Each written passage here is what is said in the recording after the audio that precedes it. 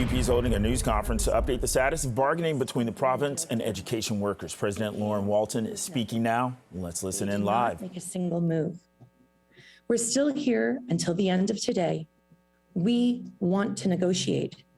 We want to reach a negotiated deal, but we're not going to bargain with ourselves. Frontline education workers have real expectations. They have expectations of us as their bargaining committee. They also have expectations of the Ford government and the school boards in which they work. Education workers expect that the Council of Trustees Association and the Ford government to come to the table with something respectful that workers could accept. No more pay cuts, not continued poor working conditions, and definitely not a failure of a real guarantee for the services that our students and schools desperately need. If we do not have any real negotiations happening by the end of the day, we will be requesting a no board report. I will now open for questions.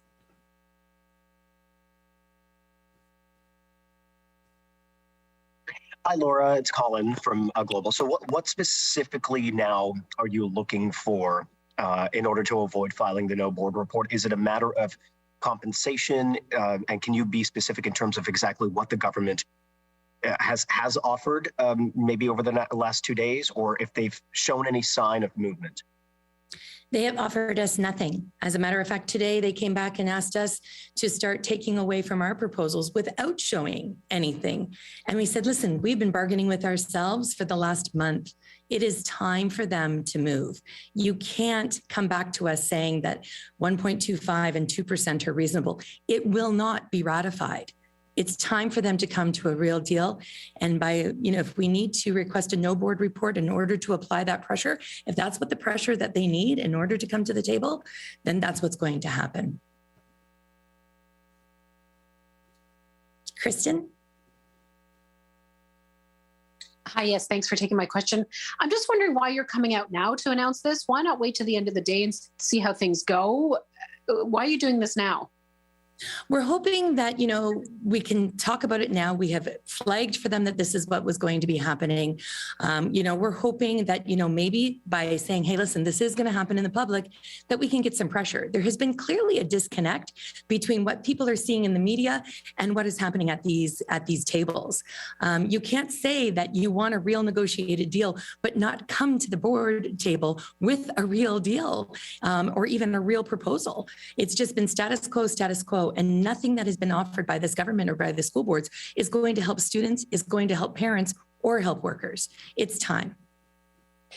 So you can say that about the province, though, but you also said yesterday that you're not going to budge on your salary demand. So are you guys ready to negotiate at the table as well? I mean, first offers are rarely make the contract. Absolutely. We have come back to them with several different pieces that we were ready to make a move on based on them also making a move. They have refused to make a move. You can't keep asking education workers to take less while you want to demand even less. And I think that's, this is a real problem. We can't keep saying take away from the people who are already at the poverty line. Today, I had one member talk to me about how they are going to the food bank to ensure their family has a Thanksgiving meal. And yet the minister and Doug Ford, both of whom will have very good Thanksgiving meals, are asking this member to accept 33 cents. I think it's time for the minister and the premier to think about how they would feel as somebody who is making $39,000 a year if they are willing to accept the peanuts that they're passing at the table. Allison? Hi, if you do get to the point at the end of the day of the no board report and then it gets issued, have you thought 17 or so days ahead to what that might look like? Are you planning for sort of a full withdrawal of services right away? Are you looking more at incremental work to rule type actions?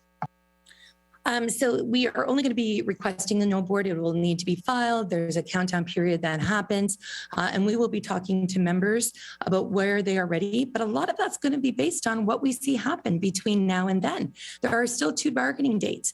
It would be a really great idea to see more bargaining dates come forward.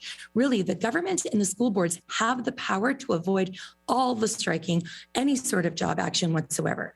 It's up to them to come to the table with a real deal that is respectful. We cannot continue disrespecting education workers in the way that this government and the school boards are.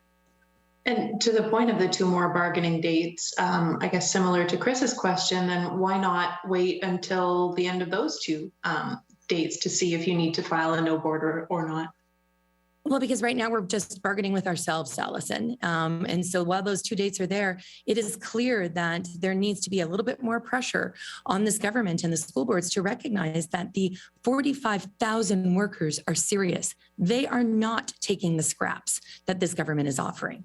And so if that's the pressure that we need to provide, that's the pressure that we will need to provide. And it's been clear that these workers are done. These workers are done being disrespected. And quite frankly, as a leader, we need to ensure that we're respecting the voice that the workers clearly put out on Monday. Yeah, we've been listening to CUPE President Lauren Walton speaking on the state of negotiations. Quote, she said, "We want to negotiate, but we are not going to bargain with ourselves." Again, this is ahead of a, quote, no board report that could happen later today, contingent upon negotiations.